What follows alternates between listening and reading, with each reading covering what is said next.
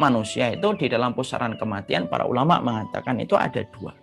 Yang pertama, ada yang mereka itu mencari kehidupan di balik sempitnya kehidupan.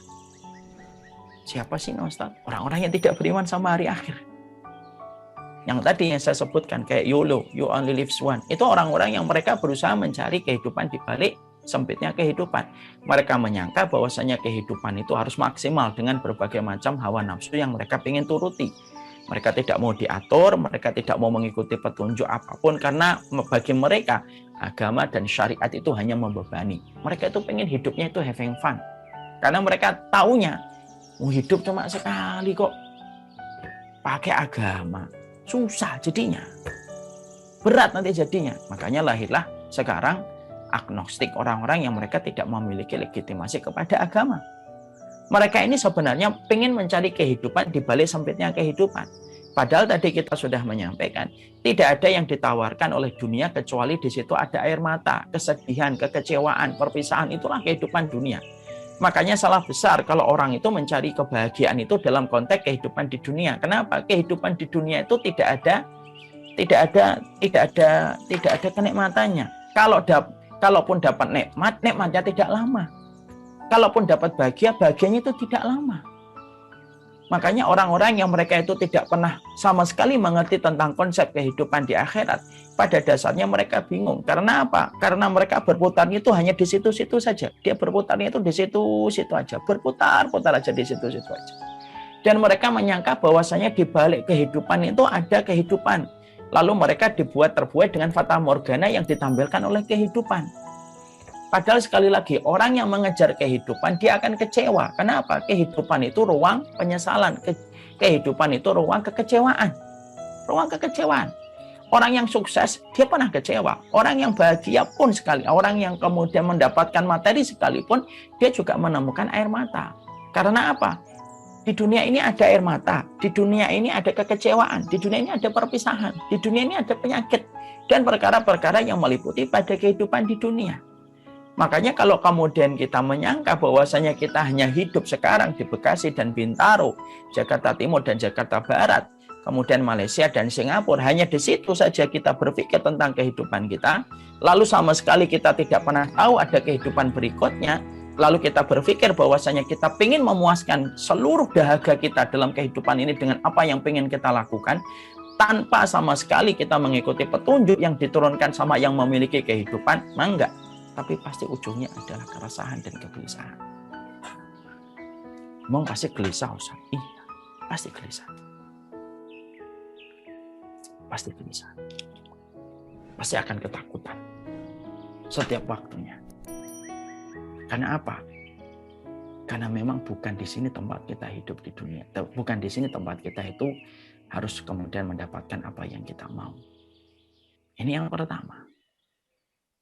Ada yang kedua, yaitu adalah mereka yang mencari kehidupan di balik kematian. Ada yang kedua, pusaran manusia itu ketika mereka itu berada, ketika memandang kematian itu ada yang kedua, yaitu adalah mereka adalah yang mencari kehidupan di balik kematian. Karena kita tahu, karena kita mengerti bagi orang yang masuk pada kategori sifat yang kedua, mereka paham di balik gundukan tanah itu ada kehidupan. Di balik gundukan tanah itu ada sesuatu yang terjadi dan kehidupan itu masih berlanjut di balik gundukan tanah itu. Di balik jasad yang ditaruh di dalam liang lahat dan dikuburkan di situ ada kehidupan yang dimulai. Nah itulah yang kemudian kita harus mengerti. Orang yang mencari kehidupan di balik kematian, mereka itulah orang-orang yang akan lahir. Bagaimana persiapan dia pada kehidupan berikutnya.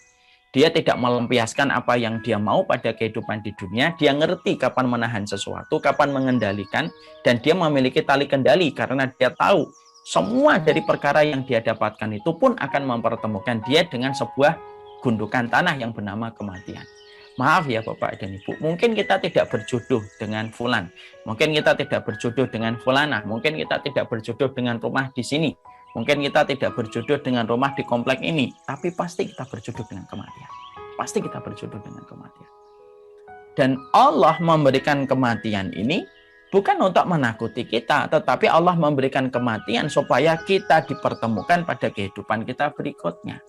Makanya Masya Allah, para sahabat itu, kenapa mereka luar biasa di dalam kehidupan mereka, bahkan di dalam peperangan-peperangan yang mereka ikuti ketika melawan musyrikun, melawan Romawi, melawan Persia, mereka itu luar biasa. Bahkan Bapak dan Ibu kalau memikirkan peperangan-peperangan yang dilewati oleh para sahabat itu memiliki satu benang merah. Apa benang merahnya di antara semua peperangan itu? Jumlah kaum muslimin tidak pernah lebih banyak daripada jumlah musuh. Selalu jumlahnya lebih sedikit daripada jumlah musuh. Tapi kenapa musuh itu selalu ketakutan ketika mereka menghadapi kaum muslimin? Persis dengan apa yang diucapkan oleh orang-orang Persia ketika mereka itu mengomentari para sahabat Nabi. Mereka berkata, kami menghadapi satu kaum yang mereka mencintai kematian sebagaimana kami mencintai kehidupan. Masya Allah. Saya ulang kembali. Kami menghadapi satu kaum yang mencintai kematian sebagaimana kami mencintai kehidupan. Maka kemudian itu yang kemudian terjadi. Makanya inilah yang menjadikan kita akhirnya paham. Kalau kemudian kita memahami bahwasanya ada dua karakter manusia, ada yang mencari kehidupan, di balik kehidupan yang sempit, dia puaskan semuanya, lalu suka berkata hidup itu hanya sekali. Jangan kemudian dibuat terbatas, jangan dibuat kemudian tidak bisa melakukan apa yang dimau. Orang semacam ini pada dasarnya ujungnya pasti frustasi. Dan mereka akan berada pada ketakutan. Ketakutan tua, ketakutan kematian, dan lain sebagainya. Tapi ada yang kedua, yaitu adalah orang yang mengetahui betul bahwasanya di balik kehidupan itu ada, di balik kematian itu ada kehidupan. Dan inilah yang sejatinya kemudian kita diagnosa untuk diri kita masing-masing. Kita ini berada pada posisi yang mana? Satu atau dua? Satu atau dua? Yang pertama atau yang kedua? Karena apa? Jawaban itulah yang akan menentukan master plan dalam kehidupan kita dan roadmap kehidupan kita. Kalau ada yang mengatakan satu, ya pasti lihat aja. Roadmap itu selalu berurusan dengan dunia terus. Karena dia mencari kehidupan di balik kesempitan hidup. Lalu menyangka dirinya akan hidup selama-lamanya. Akhirnya apa? Seluruh master plan-nya, seluruh roadmap yang kemudian dia miliki pada apa yang dia lakukan itu selalu ujungnya adalah untuk dunia dan dunia, dunia dan dunia. Kalau kita pada kategori yang pertama. Tapi kalau kita kemudian masuk pada kategori yang kedua, yaitu adalah kita mencari kehidupan di balik kematian. Seluruh master plan kita, seluruh kemudian roadmap kehidupan kita, selalu akan kita lakukan untuk persiapan kematian kita. Adapun hidup di dunia sekedarnya sesuai dengan kebutuhan, selebihnya kita fokuskan perhatian itu kepada urusan di balik kematian. Ternyata kita fokuskan urusan itu di balik kematian karena di situ ada kehidupan. Makanya Ali bin Abi Thalib kan pernah ditanya, orang yang bertakwa itu apa sih? Orang bertakwa kan masing-masing para ulama dan para sahabat kan menjawab beda-beda. Ya. Salah satu di antara perkataan emas Ali bin Abi Thalib ketika beliau menjawab apa itu ketakwaan, Ali bin Abi Thalib itu menyebutkan ada 4. Yaitu adalah khalfu minal jalil al-amalu bitangzil al-qana'atu bil qalil wal istidadul yaumir rahim. Nah, perhatian saya yang keempat.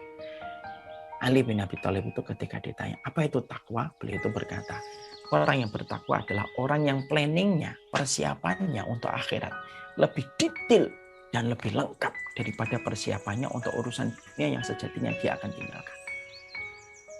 Maaf ya Bapak dan Ibu, nah, ini teguran untuk kita, untuk saya juga.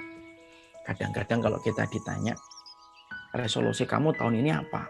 Nyebutin kita detail banget. Karena itu habis dari sini kemana, habis ini kemana, habis ini kemana. Nanti kalau kita umur 20, nanti ngapain, umur 30 ngapain, umur 40 ngapain, umur 50 ngapain. Detail banget. Seakan-akan kemudian kita akan hidup selama-lamanya untuk dunia.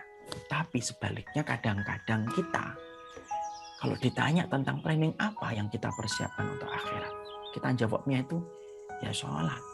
Kalau sholatnya nggak diterima, puasa. Lah kalau puasanya tidak diterima, planning A, planning B, planning C, planning D tidak ada.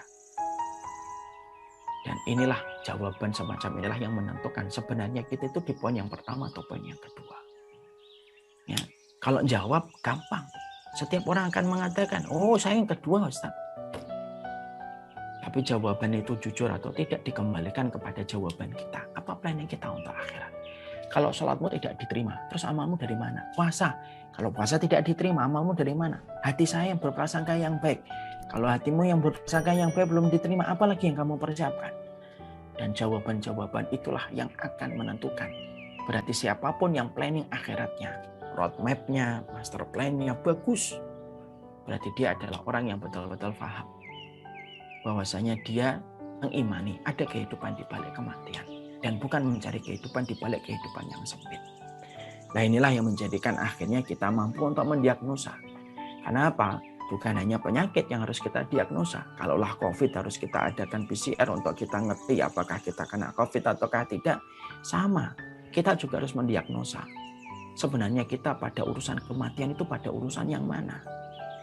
Jangan-jangan kita rajin mendiagnosa kita tentang penyakit, tetapi kita tidak pernah mendiagnosa bagaimana hubungan kita dan keterkaitan hidup kita dengan kematian. Dan para ulama cuma menyampaikan dua. Ada orang yang mencari kehidupan di balik kehidupan, ada orang yang mencari kehidupan di balik kematian. Jawaban yang kita berikan masing-masing di dalam hati kita hari ini, jawaban itulah yang menggambarkan kita berada pada posisi yang pertama atau yang kedua.